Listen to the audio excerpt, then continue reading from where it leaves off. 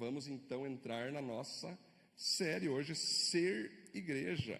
Nós já estávamos planejando já faz tempo, depois da série Profetas, né?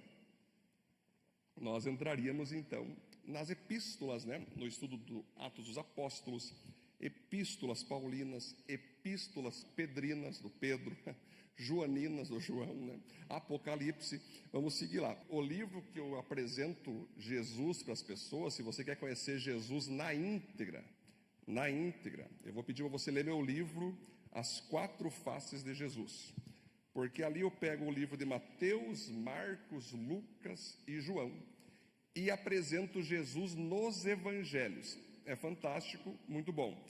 Então, se você quer conhecer mais Jesus, lê esse livro. Aí também tem o livro Salvos do Quê? Que também é um livro que eu recomendo você poder ler. E esse próximo livro que eu tenho escrito já, que eu ainda estou definindo o título, né? Mas ele está escrito já, que é o estudo de todas as epístolas. Eu estudo, então, desde Atos até Apocalipse, todos os capítulos. Está pronto. Então, eu vou trabalhar boa parte dele com vocês aqui, nessas pregações, né? Como outros pregadores também. Tá bom? Então nós vamos entrar em ser igreja. Vocês vão ver que a logo, repare que forma um templo, né? Forma uma casa, que ainda até hoje muitas pessoas pensam que igreja é uma estrutura, é uma casa, é um espaço, é um local de som, né? Mas igreja, queridos, são pessoas. Igreja são pessoas que entregaram a vida para Jesus e por isso compartilham dessa mesma fé. Isso é igreja. Então, isso que vocês estão vendo não é igreja, isso é uma estrutura necessária, importante para comportar a igreja. A igreja é isso, queridos. Igreja é toda pessoa que entregou a vida para Jesus, que fez da fé cristã agora o seu método, né? Seu modo de vida. Então, quando Jesus olha para baixo, quando Jesus está no céu, ele olha para baixo, ele vê a sua igreja, o seu povo mundial. Ele não vai ver placa, ele não vai ver prédio, ele vai ver todas as pessoas de todas as nações que entregaram a vida para Jesus. Todas as pessoas. Ele vê nós aqui, ele vê outras pessoas em outras igrejas agora, ele vê pessoas escondidos nas grutas, que a estrutura deles são grutas para não serem pegos e mortos, como na Coreia do Norte, como na China, né? Porque são locais que tu não pode ter isso aqui de modo público, mas a igreja existe, a igreja está lá. Os cristãos estão nas tribos indígenas, os cristãos estão na Rússia, os cristãos estão nos palácios dos governos. Os cristãos são, como Jesus disse, o sal da terra e a luz do mundo. E Jesus diz o seguinte, queridos, que uma igreja, para tu ser considerado igreja, Jesus disse, onde tiver 2 ou 3 reunidos em meu nome, eu ali estarei. Por quê? Igreja não é só eu, né? Eu não posso dizer que eu sozinho sou igreja. Eu sou membro do corpo de Cristo, que é a igreja. Então, igreja, queridos, é uma questão de individualidade na busca a Ele, mas coletividade na comunhão para fazer parte de um corpo. Mas pode pensar assim, pastor, mas é só para entender, a igreja surge aonde?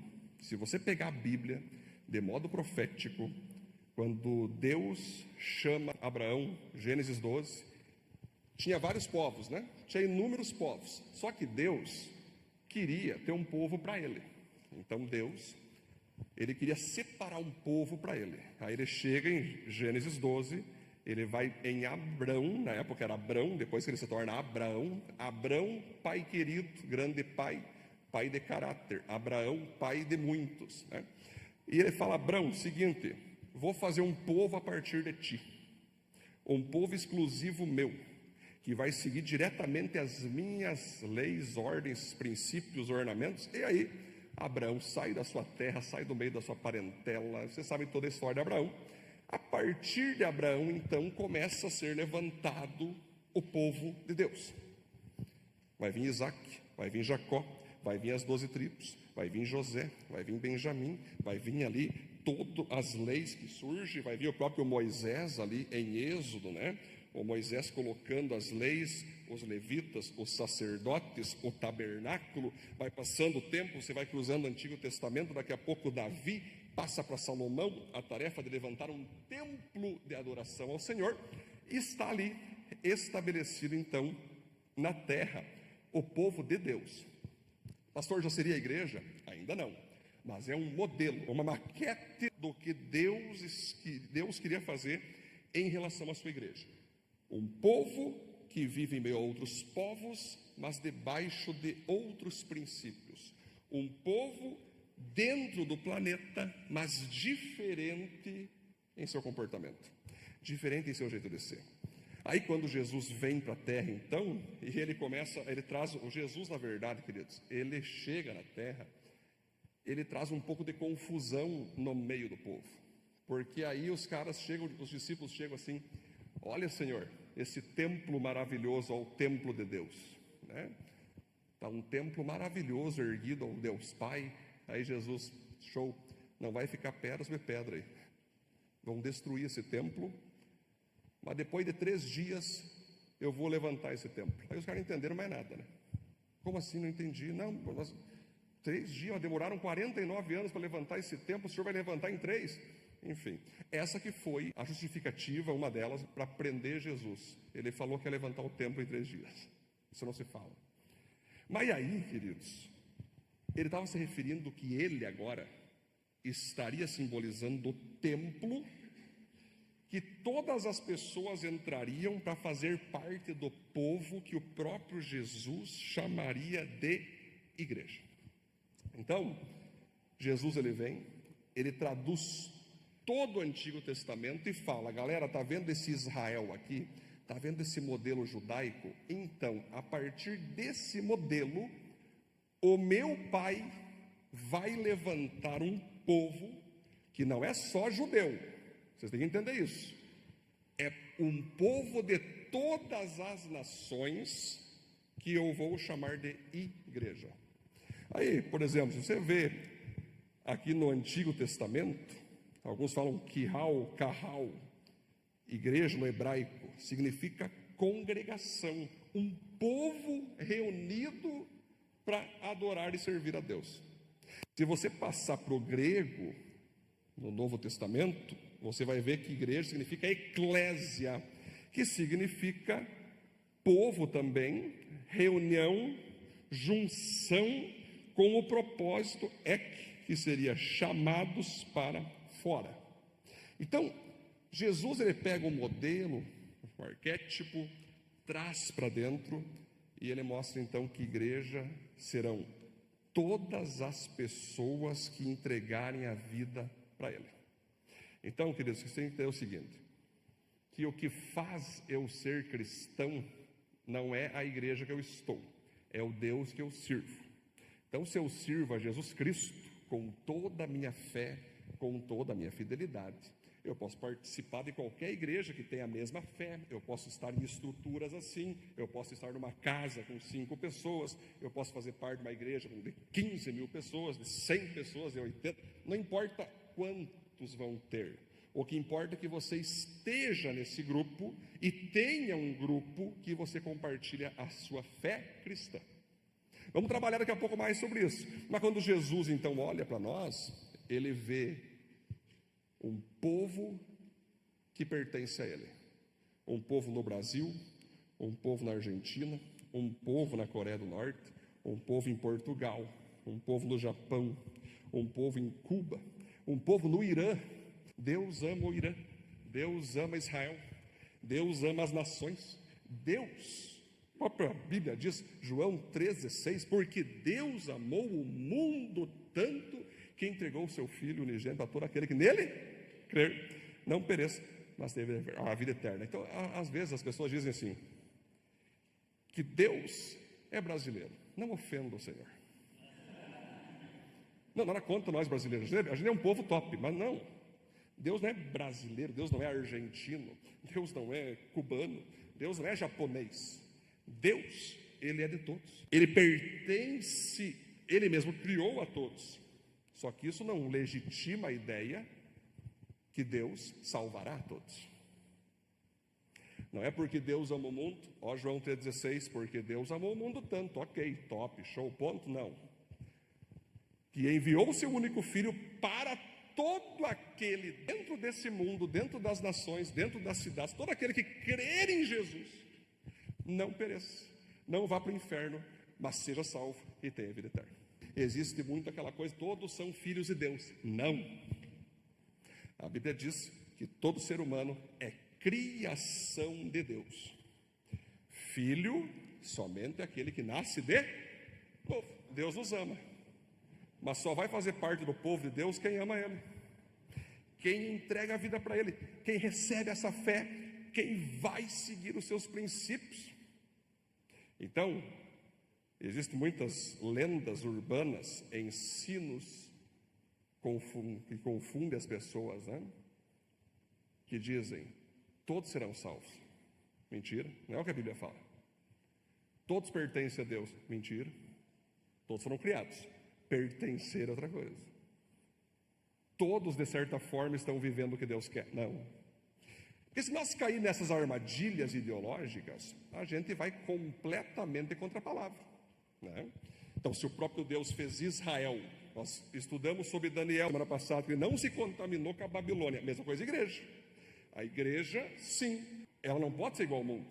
Mas então, quando você percebe que nós, como igreja, temos todo o modelo de Israel, temos todo o modelo de Jesus, temos toda essa questão que Deus então manda seu Filho, e nós temos irmãos hoje por todas as nações, entende?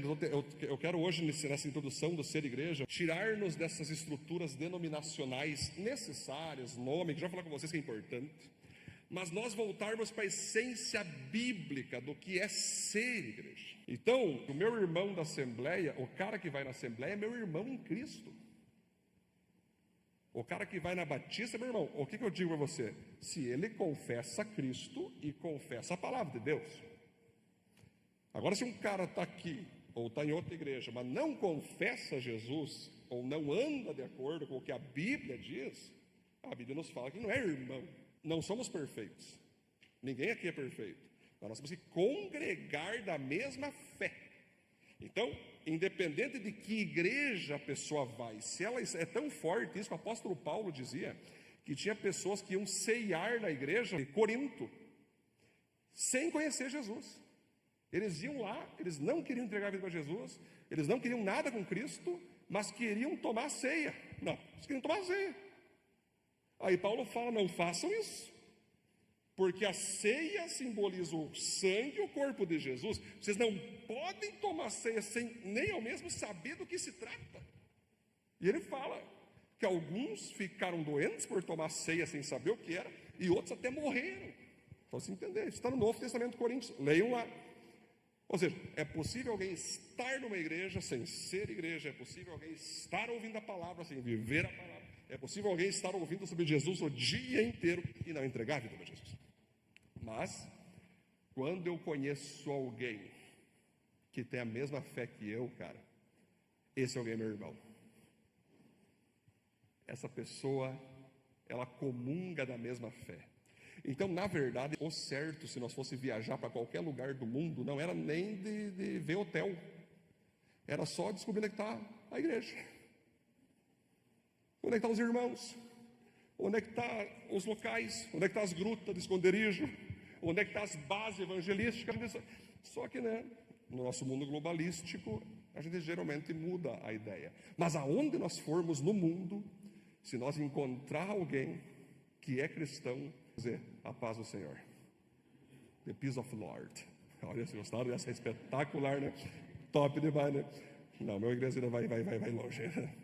Mas, galera, aí que está o jogo. Você perceba que tudo isso aqui não é uma questão de lugar, não é uma questão de espaço. Isso é importante, temos que ter, óbvio. Mas é uma questão de nós ser. É uma questão de nós crer. É uma questão de nós estarmos com Cristo Jesus. É uma questão de nós estarmos entre os irmãos. Por exemplo, o próprio Jesus disse, ó, edificarei a minha igreja e as portas do inferno não prevalecerão contra ela. Igrejas não pertencem a um pastor. Igrejas pertencem a Cristo Jesus.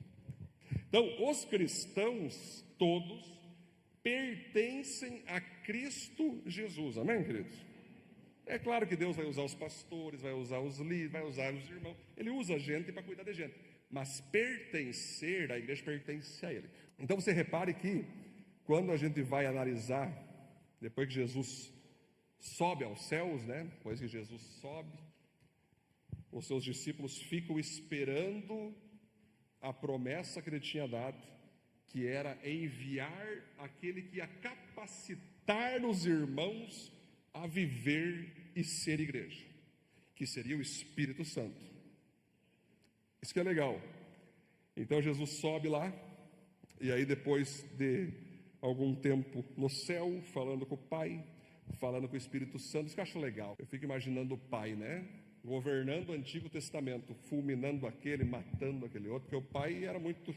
A presença do Pai dentro da Arca da Aliança, dentro do tabernáculo, os caras tocavam sem querer na arca, para não deixar a arca cair, Deus fulminava, né?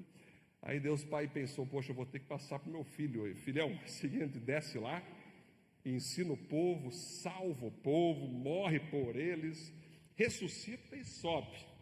Aí Jesus sobe, tá, o Pai, Jesus e Espírito Santo. Aí Jesus chega, muito bem, concluir a missão. Agora, Espírito Santo, eu ensinei, eu mostrei como ser cristão. Eu mostrei na íntegra como viver uma vida que agrada ao Pai. Só que eu sempre tive você dentro de mim. O Espírito Santo, o batismo de Jesus, quando Jesus batizou, o Espírito Santo pairou como uma pomba, né, e veio sobre Jesus. Agora, Espírito Santo, eles não vão conseguir ser cristãos, ter força, ter maturidade, ter conversão, se tu não descer. Portanto, Espírito Santo, é a tua vez, estou passando o bastão para ti, vai lá e arrasa. Está lá os discípulos todos orando ali, né? E aí o Espírito Santo chegou, tipo assim, bem, ninguém percebeu, né? Ele chegou com um vento impetuoso, que todo mundo escutou. Aí daqui a pouco os discípulos, o que está acontecendo aqui? Já começa a aparecer fogo na cabeça deles, em formato de língua, e começa a cair sobre eles. Pam, pam, pam, pam, pam. Interessante que essas línguas, é tão fantástica, quando eles começaram a falar em línguas ali, eles não falaram língua angelical, eles falaram em línguas das outras nações, de pessoas que estavam ali, na frente deles. Então, eles começaram a falar as línguas daquelas nações. Aí os caras, sabia que judeu falava nossas línguas? Aí um falou assim, isso aí estão tudo bêbado, beberam demais. Aí o apóstolo Pedro pega, pessoal, eu sei que vocês acham que nós estamos bêbados, mas na verdade nós estamos embriagados do poder de Deus. E tem uma mensagem para vocês, para inaugurar a igreja de Cristo, né? A mensagem do apóstolo Pedro foi: querem ficar rico? Não. Quer um carro novo? Não foi. Arrependam-se dos seus pecados e saiam do meio dessa geração corrompida. Essa é a palavra inaugural da igreja de Cristo. Não foi? Está doendo a sua alma. Onde dói? Onde? Que muitos estão sendo enfeitiçados por esse evangelho. E não o evangelho, é o eu. Onde dói? Como tu gosta? Como tu quer uma igreja? Como que tu quer um pastor? Vamos moldar do jeitinho que tu concorda, pode ser. Não. Pedro, cheio do Espírito Santo, prega. E a coisa foi tão forte ali, cara. Foi tão poderosa, que 3.000 pessoas entregaram a vida para Jesus. Uma igreja de 12 foi para 3.000. O que eles fazem com essa gente agora? Para onde? Né? Como é que levanta os líderes e tal? Só que aí, queridos, nós vamos entrar agora, vamos seguir agora aqui, que ser igreja é a arte de conviver. Agora fiz uma introdução para vocês, mas agora nós vamos seguir no texto, descido do Espírito Santo, né? E agora Pedro, então, ele vai responder o quê? O povo ali, quando viu o movimento, quando viu a coisa acontecendo, temor, Espírito Santo, o povo perguntou: o que nós vamos fazer? O que nós vamos fazer então? Com essa novidade que chegou, Espírito Santo, igreja, o que eu faço agora? Pedro respondeu: arrependam-se e cada um de vocês seja batizado em nome de Jesus Cristo para perdão dos seus pecados, e receberão o dom do Espírito Santo, pois a promessa é para vocês, para os seus filhos, para todos que estão longe, para todos quanto o Senhor nosso Deus chamar. Com muitas outras palavras os advertia e insistia com eles o quê? Salvem-se desta geração perversa. Os que aceitaram a mensagem, ou seja, tem pessoas que não vão aceitar, mas os que aceitaram a mensagem foram aproximadamente 3.000 pessoas. Eles se dedicavam ao ensino dos apóstolos, à comunhão, ao partir do pão e às orações. Todos estavam cheios de temor, e muitas maravilhas e sinais eram feitos pelos apóstolos. Os que criam mantinham-se unidos e tinham tudo em comum, vendiam suas propriedades e bens e os distribuíam conforme a necessidade de cada um.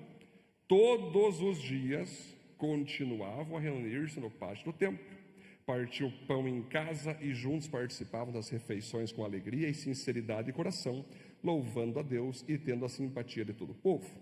E o Senhor lhes acrescentava diariamente os que iam sendo salvos. Amém? Vamos aplaudir Deus do texto, queridos? Glória a Deus, né? Então você perceba aqui que eles, a primeira igreja, então, que a gente chama de igreja primitiva, quando se fala em templo ali, não é um espaço que eles alugavam, não é um espaço que eles compraram, é o templo, aquele que eu falei, dos judeus. Nessa época, o templo judaico tinha um espaço externo, tinha o pórtico, tinha o pátio, aonde pessoas de outras nações podiam ficar, não podiam entrar.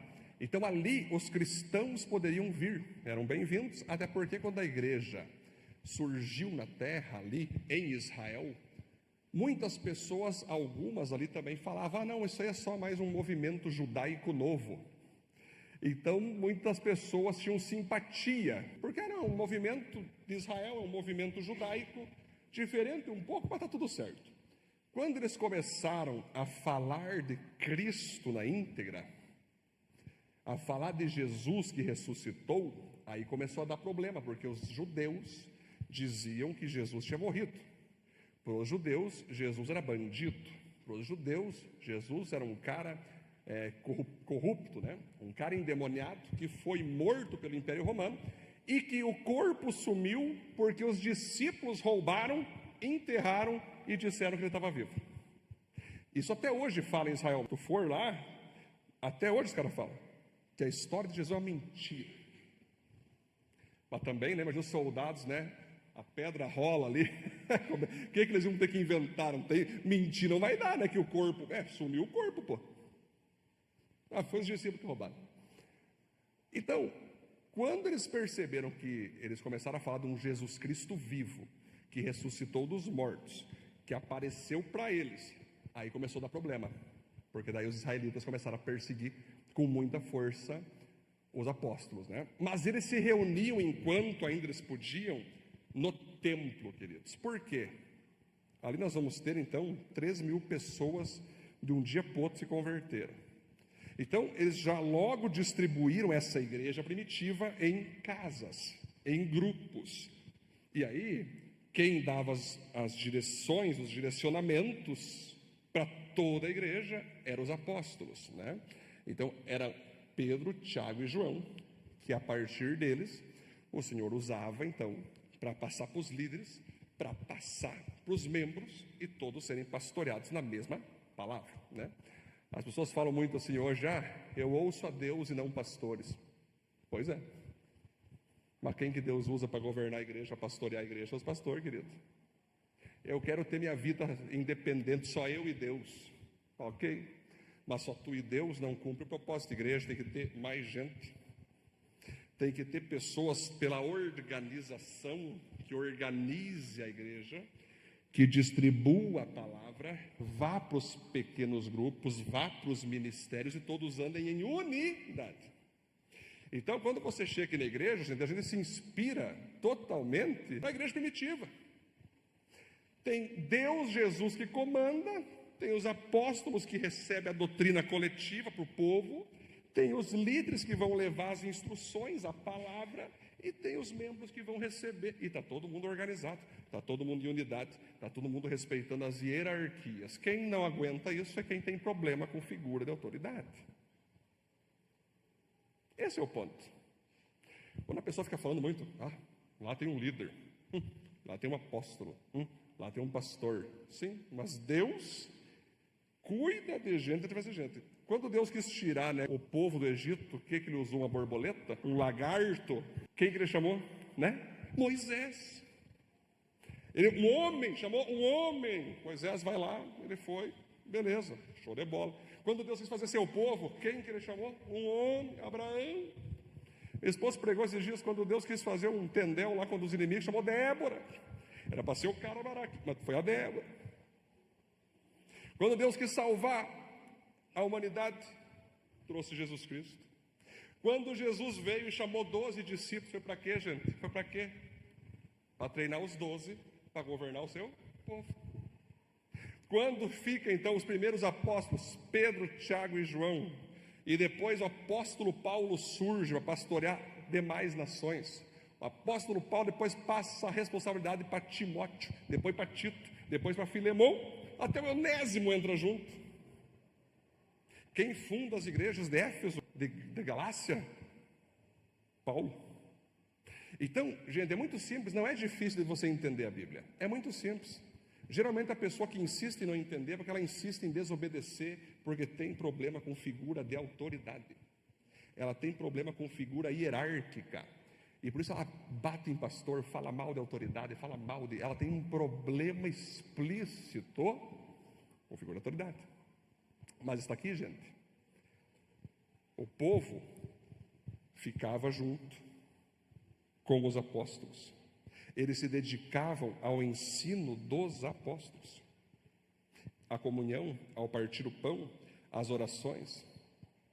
Então, olha que legal, queridos, a igreja primitiva, a primeira igreja, fazendo nós como igreja hoje, querendo entender a importância das organizações pastorais. Por que que hoje o Senhor levantou nomes de igrejas, estilos de igrejas, movimentos de igrejas, igreja que parece assim, igreja que parece assim? Por que que tem tanta igreja? Por que que tem tanto nome, pastor? Se igreja é uma só, é porque Deus, para conseguir ganhar vários tipos de pessoas, Ele precisou então fazer a sua igreja se repartir em vários tipos de denominações. É isso. Quem gosta de estar na Viva, está feliz aqui. Não se daria bem na Assembleia. Mas tem cara que gosta da Assembleia porque não conseguiria estar aqui. O cara que gosta da Batista, vai ficar na Batista. E não tem problema nenhum, porque Deus é tão maravilhoso que Ele criou um monte de denominações para que a gente possa se enquadrar com o nosso perfil, com a nossa personalidade, e ali receber as instruções do Senhor, Então, ponto 1, vamos lá. Eu estou passando na introdução, gente, para introduzir a série. Agora vamos para o ponto. Glória a Deus.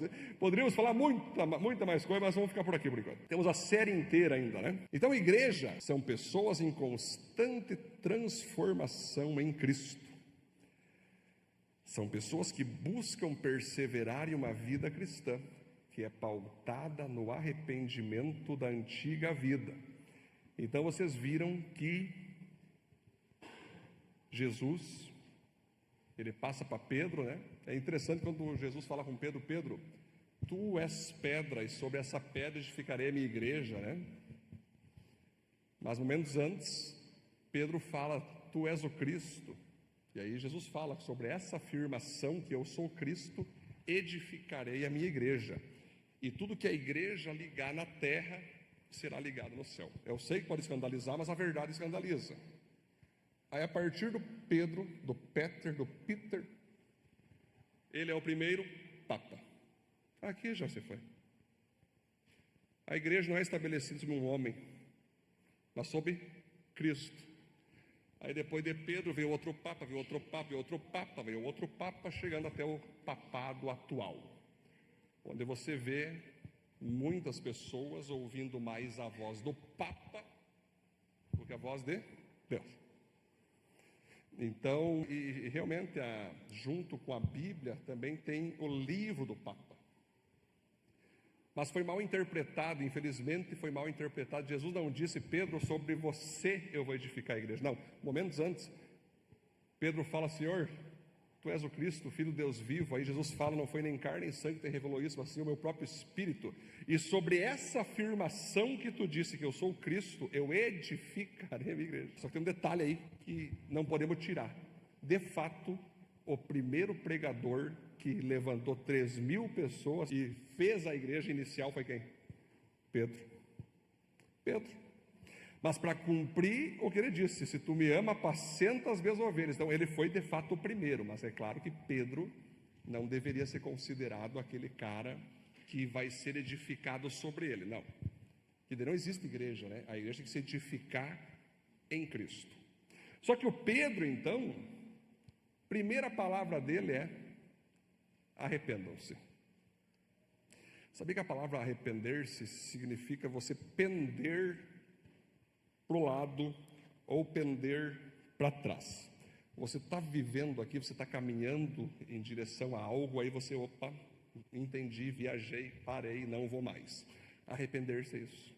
Quando você entrega a tua vida para Jesus, você percebe que a tua vida está difícil, a tua vida está sem paz, a tua vida está sem preenchimento espiritual, porque as pessoas falam assim: pastor, mas eu conheço um cara que não é drogado, não bebe, não fuma, trata bem a esposa, é um baita pai, um baita empresário.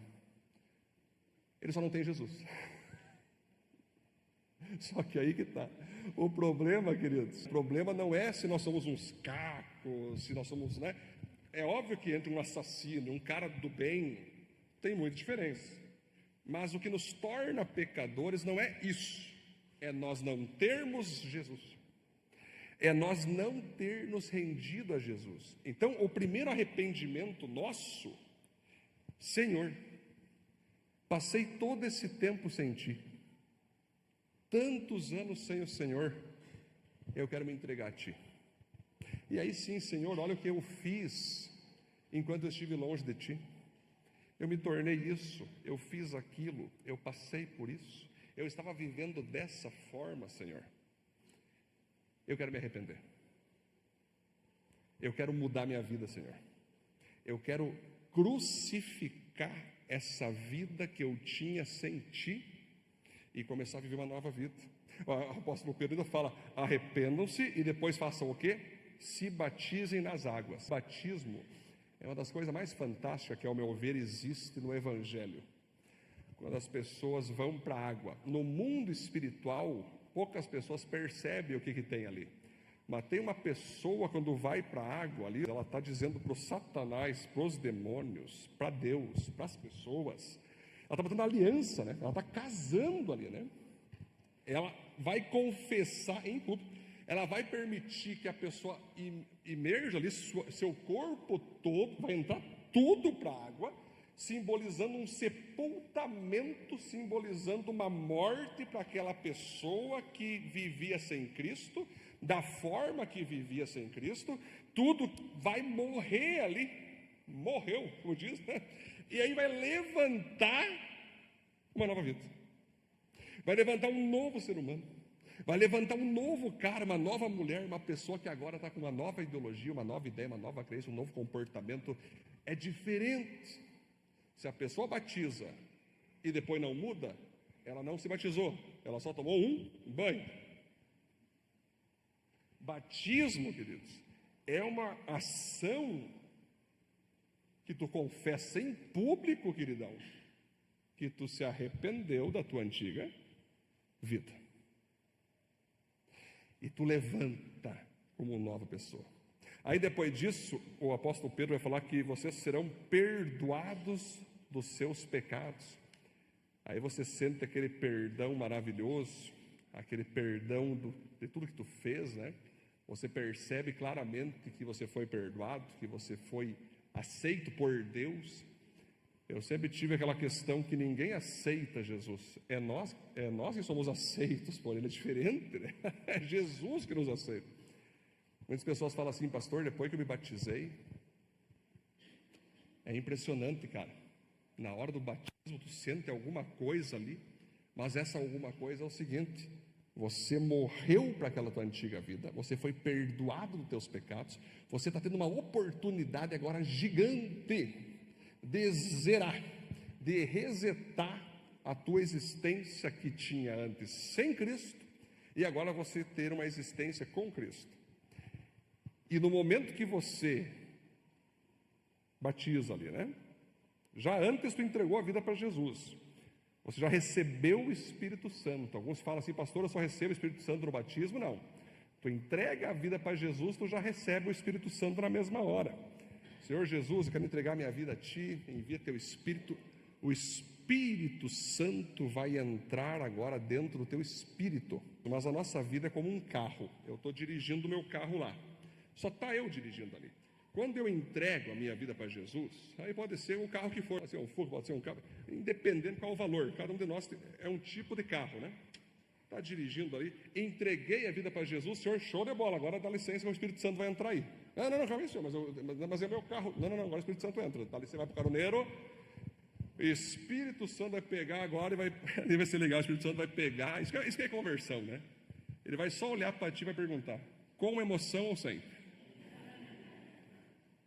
Lamento, mas não existe sem. É só com. Aí ele vai começar, cara, a dirigir tua vida. E tu vai ficar lá, misericórdia, oh, misericórdia. Vai pular aí, Espírito Santo, ai, não.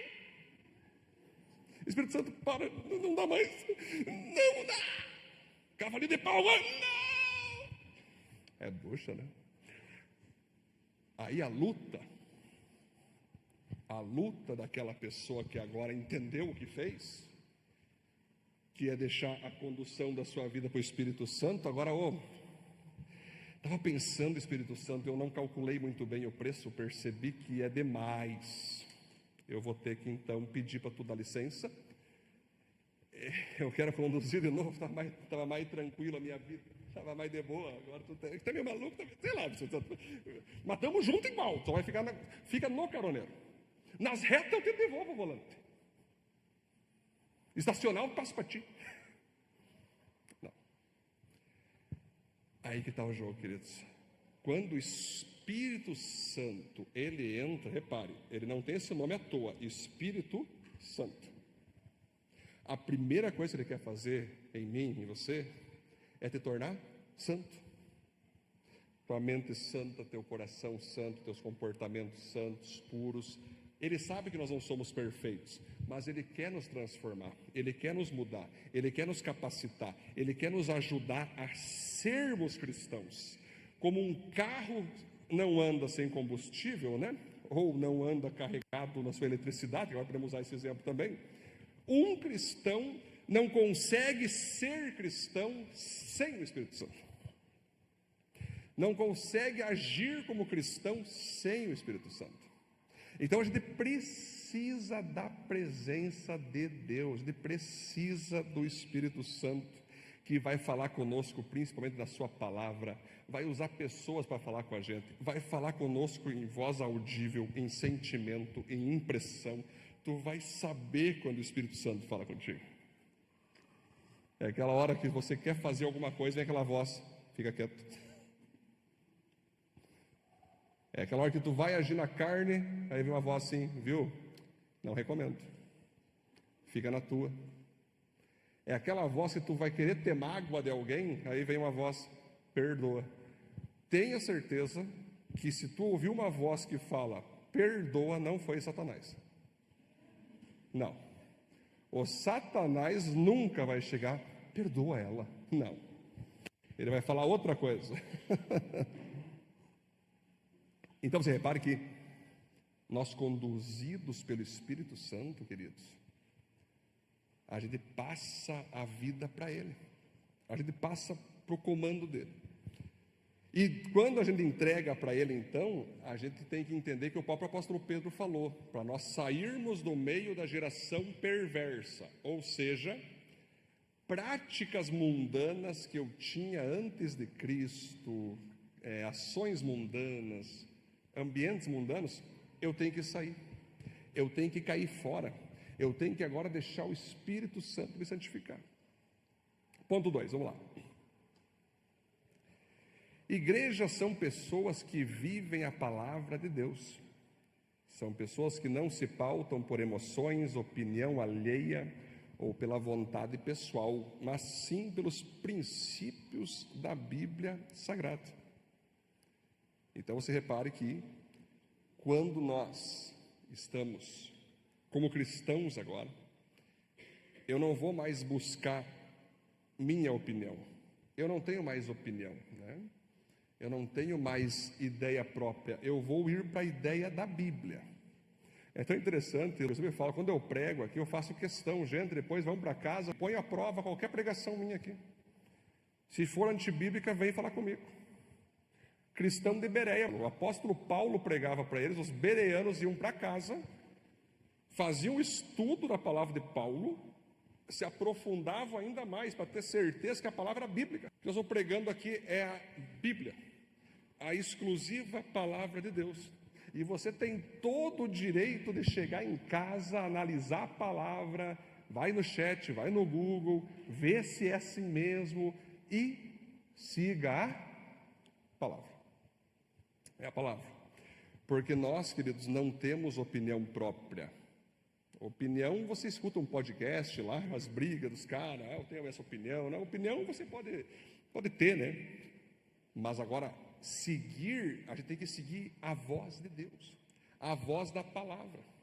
Quantas vezes você para e ouve pessoas emocionalmente feridas, emocionalmente perturbadas, emocionalmente frustradas, emocionalmente furiosas, e tu senta, toma café, escuta aquilo.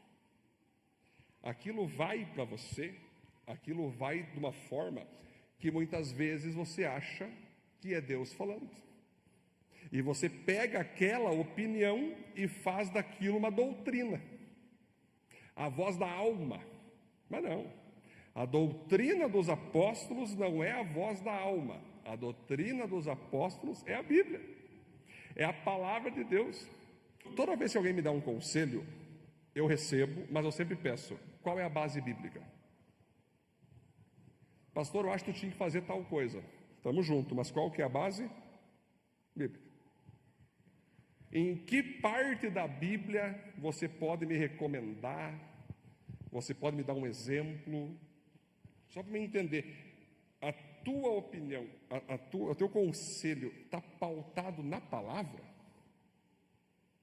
Ou está pautado num sentimento que tu tem? Ou está pautado numa impressão que tu teve?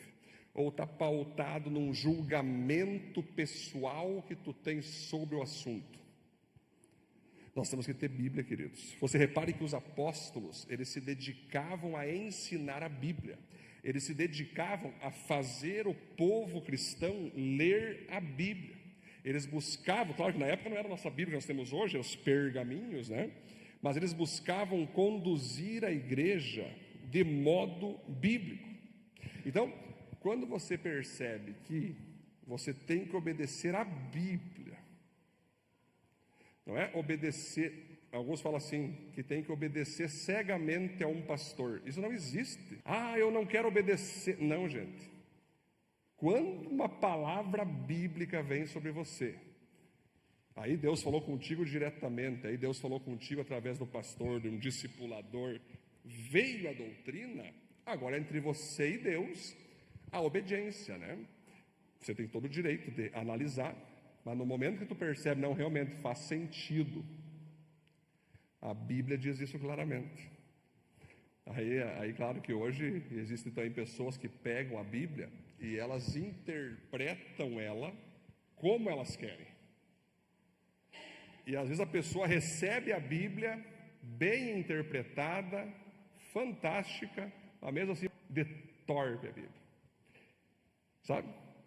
Mancha e interpreta ela pautado no seu emocional destronado, no seu emocional fracassado, no seu emocional rendido à carnalidade. Mas a Bíblia, queridos, é ela que tu tem que obedecer, é a palavra que tu tem que obedecer. No final do dia, você não vai estar obedecendo um pastor, uma igreja, você está obedecendo Ele, queridos. É o que eu faço todo dia. Senhor, eu quero ler a Tua palavra. Eu leio 3 Bíblias por dia para me receber a palavra de Deus. Eu quero receber, eu quero entender, eu quero receber orientação, eu quero pautar as minhas ações. Gente, toda decisão que a gente toma como pastor, como igreja, você tem decisões de toma que demoram quase 2 anos, porque estamos buscando as bases bíblicas, o entendimento e principalmente a liberação do Senhor Jesus para fazer isso ou fazer aquilo. Então, claro, não podemos agir por impulso, não podemos agir de modo reacionário, não podemos agir baseado numa pauta carnal, nós temos que agir pautado na palavra. Mas se você não lê a Bíblia, se você não busca as instruções, se você não pede para alguém te dar um conselho bíblico, você não vai viver essa Bíblia. Então, nós temos que entender isso. Quando nós queremos ser cristãos, nós somos direcionados pela palavra. O ponto 3, vamos lá, vamos finalizando já. Igreja são pessoas que cuidam e se deixam cuidar através da comunhão. São pessoas que entendem que Deus usa a gente para cuidar de gente e querem que mais pessoas participem desse convívio cristão. Então você repara, queridos, quando a igreja primitiva surge, a primeira coisa que ela faz ali, bora para o templo, bora para as casas, e todo dia eles juntos ali, junto, era jantando, era conversando, era trocando ideia, era um ensinando o outro, era o outro ensinando um, eles partiam o pão, eles tinham comida, eles tinham galeto, eles tinham tempo com Deus. Aí eles tinham momentos de orações, onde um orava pelo outro. Eles tinham no coração deles uma coisa muito legal que se chama temor. Eles tinham temor, respeito, eles tinham honra por Jesus Cristo, pelos apóstolos, pelos líderes. Eles tinham um respeito saudável, como de um filho para um pai, como de uma filha para uma mãe, né? Eles sabiam respeitar as autoridades, sabiam respeitar quem estava conduzindo eles. Eles tinham curas, milagres, sinais, eles tinham salvação, eles tinham entre eles unidade. Por que unidade, gente? Eu falo assim, que todo cristão tem que ter 2 tipos de conversão. A primeira conversão é a Jesus Cristo. A segunda conversão é a visão da igreja local que tu está. Então é aquela coisa, né? Nossa igreja aviva, né? Nós temos uma pegada de avivamento, temos celebrações, temos ministérios, temos pequenos grupos, temos discipulado, temos atendimento. Nós temos todo um protótipo assim de escolas, de cursos para manter a unidade contigo, né?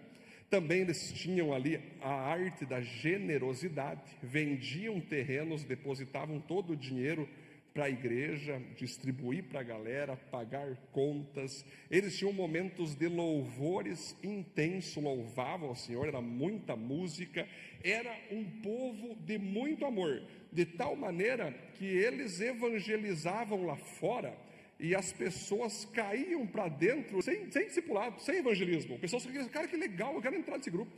Vocês são felizes, vocês são contentes, vocês estão vivendo uma coisa bacana, eu vejo que vocês estão satisfeitos, eu vejo que vocês estão preenchidos, a gente vê que vocês têm paz, eu quero ter essa paz que vocês têm, eu quero ter essa alegria que vocês têm. E aí começavam a agregar mais e mais pessoas. Então, quando a gente tira a coletividade do entendimento do que é ser igreja, eu começo a viver uma vida perigosa. Porque muitos falam assim, não, pastor, a partir de agora, vocês vão ver muito por aí isso. A partir de agora, pastor Edson, eu e minha esposa seremos igreja. Nós não iremos mais em nenhuma igreja, porque eu entendi que ministério é eu e minha esposa. Bom, é quase bíblico. Porque, de fato, eu e minha casa serviremos ao Senhor. Top, isso aí. Tá. Primeiras pessoas que nós temos que cuidar, família. Ponto 2, correto. Até o 3º ponto. A igreja é a união de várias famílias. Uma família sozinho, pai, mãe, filho, filha, só ali, sim, é parte da igreja. Mas como é que você vai ensinar teu filho a amar um pastor, a respeitar uma autoridade? Como é que você vai mostrar para os teus filhos o quanto que você ama a tua igreja, o quanto que tu serve a tua igreja, o quanto tu se dedica? Como é que tu vai mostrar para os teus filhos, mostrar para a tua esposa o quanto você, por ser cristão, tem amigos, tem pessoas que te aconselham, tem pessoas que tu pode pedir ajuda quando precisar, tem pessoas que dependem de você para um conselho e você está ali. Como é que você vai fazer para mostrar para a tua família que você não se enclausurou dentro daquilo que tu chama casa, e por traumas complexos e medos, tu não quer mais se colocar na comunhão da igreja, né? Porque a Bíblia fala que o que afasta pessoas da comunhão da igreja é o pecado. Uma família é a primeira parte que tem que cuidar, com certeza. Mas essa família tem que ter contato com outras famílias cristãs, para que seja cuidada por esses cristãos, e essa família também cuide de outros cristãos. É bonito demais você pertencer a uma igreja. É bonito demais quando a tua família está na igreja, quando você percebe que os teus filhos estão te observando, como que você fala do teu pastor dentro da tua casa. Teus filhos observam o que você fala da igreja dentro da tua casa. Teus filhos observam quando você inventa desculpa para não ir para o culto. Teus filhos observam quando tu mente para o teu líder de PG. Teus filhos observam quando você cria várias desculpices para não estar na comunhão da igreja. Aí tu fala, Deus abençoe meus filhos, mas o teu comportamento está amaldiçoando eles. Então, nós temos que entender que a igreja, queridos, é o povo mais top da terra. É imperfeito, erra, peca, pede perdão, confessa e continua em frente, mas é igreja. Segue em frente, está junto, está avançando como povo de Deus, está pedindo para outras pessoas vir, está querendo agregar mais pessoas para a palavra. É um local de muitas amizades, pautado na palavra, na parte cristã. É um local onde a gente pode servir os irmãos. É um local onde os irmãos podem nos servir. É um local onde pode ser usado pelo Senhor. É a igreja. A igreja, então, queridos, é onde você pode investir tuas posses, investir teus recursos, acreditar naquilo que Deus está fazendo. Então você repara, queridos, que nós como famílias precisamos ter outras famílias que serão a nossa igreja. Amém, gente? Eu e minha casa serviremos ao Senhor, né? Então, conclusão, vamos lá, estamos finalizando já. Glória a Deus. Igrejas são pessoas cristãs que convivem na comunhão cristã e que possuem como missão de vida levar não cristãos a participarem desse convívio transformador. Então, queridos, essa é a primeira mensagem da nossa série Ser Igreja. Vamos ter várias e várias outras, vamos explorar vários e vários tópicos, mas quero que tu fique em pé, por gentileza, estamos já encerrando. Aqui já entra então, queridos, essa palavra para nós de cara refletir sobre como está, a partir dessa pregação, o nosso entendimento sobre ser igreja, sobre ir na igreja, como está o nosso amor por pertencer à igreja, por ser usado por Deus como igreja, como está o meu comportamento que se espera de quem é a igreja, né?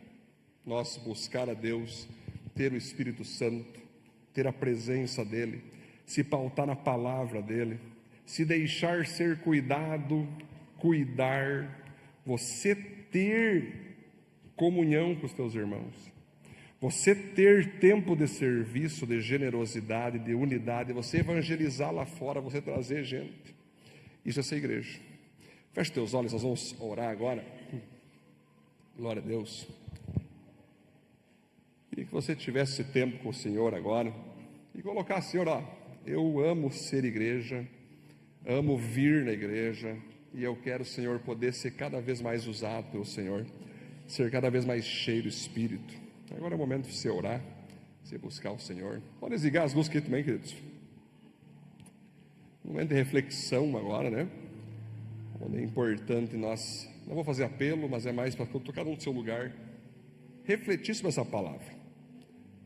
Talvez você tenha que aí renovar o teu amor pela igreja, o teu amor por estar na igreja.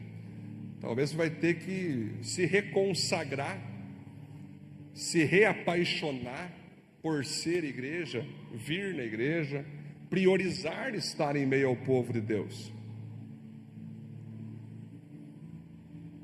Vamos orar. Senhor, muito obrigado por essa mensagem, por essa pregação, onde o Senhor nos mostra, Pai, sobre a Tua igreja, a igreja primitiva, onde o Senhor usou poderosamente os apóstolos do Senhor, e ali eles tinham 3.000 membros, Senhor, muitos líderes nas casas, reunião no templo, e ali eles viviam felizes, viviam em unidade, em generosidade, louvando o Teu nome, Senhor, recebendo o Teu sustento, Tua provisão.